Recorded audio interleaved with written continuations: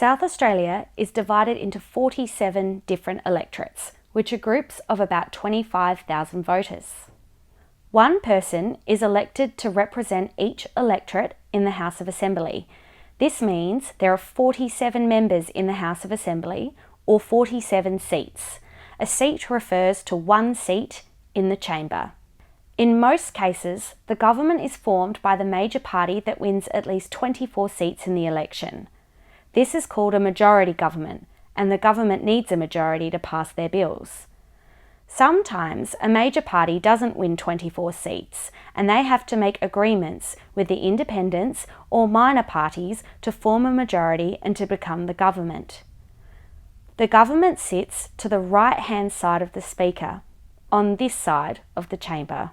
The Premier, that's the leader of the government, sits here, and the government whip sits behind. The major role of the whip is to make sure the party has enough members present to take part in votes in the chamber. The government ministers sit along the front bench here. Each of them has at least one area of responsibility, such as education or health.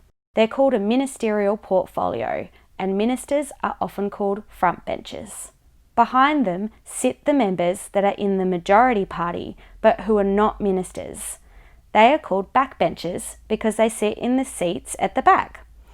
The members of the opposition, the party that did not get enough seats to form government, sit on the left-hand side of the Speaker. The opposition have the important job of questioning and keeping a check on the government and presenting an alternative point of view.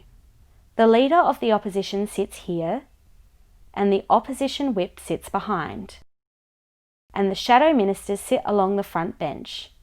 The shadow ministers mirror the portfolio of the government ministers on the other side of the chamber and present the opposition's position about the different portfolios. The opposition backbenchers sit behind the shadow ministers. Minor parties and independents can also have seats in the House of Assembly if they are elected to represent an electorate. Independents and minor parties sit along here in what we call the crossbenchers. What happens in Parliament may depend on which way minor parties and independents decide to vote, either with the government or the opposition. Sometimes, if the result of the election is very close, minor parties and independents can hold the balance of power, where they choose to side with one of the major parties to help them get a majority.